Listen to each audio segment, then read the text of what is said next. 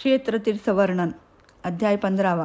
सिद्धमुनींना नामधारकाने प्रश्न केला की तेथे श्रीगुरु गुप्तरूपाने का राहिले.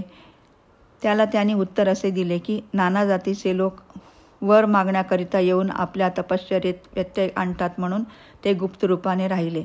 त्यांनी आपल्या शिष्यगणालाही समस्त तीर्थे हिंडून परत बौधान्य नाम संवत्सराला श्रीशैल क्षेत्रावर येऊन आपली भेट घ्यावी अशी आज्ञा केली. शिष्याने ती मान्य केली, पण ते म्हणाले, आम्ही कोणकोणत्या तीर्थाला कसे कसे जावे ते सांगा.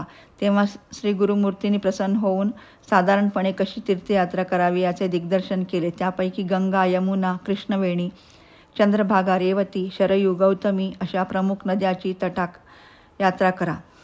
तसेच पुष्करतीर्थ, पंढरीतीर्थ, केदारतीर्थ, गोकर्ण, अयोध्या, मथुरा, कांची व गाणगापुरातील अष्टतीर्थ, कृष्णा भीमा संगम, तुंगभद्रा संगम, पाताळगंगेचा स्नानानंतर मल्लिकार्जुन दर्शन, कन्याकुमारी दर्शन, रामेश्वर, धनुष्यकोटी, कोल्हापूर महालक्ष्मी, कृष्णतीरी, अमरापूर, गोकर्ण, महाबळेश्वर अशी अनेक तीर्थे आचरण्याला त्यांनी निरोप दिला व श्रीगुरु स्वतः गुप्तरूपाने तेथे राहिले. असा सिद्ध नामधारक संवादातील क्षेत्रतीर्थ वर्णनाचा महिमा आहे. अध्याय 15 समाप्त. श्री गुरु दत्तात्रेय अर्पणमस्तु. शुभम भवतु.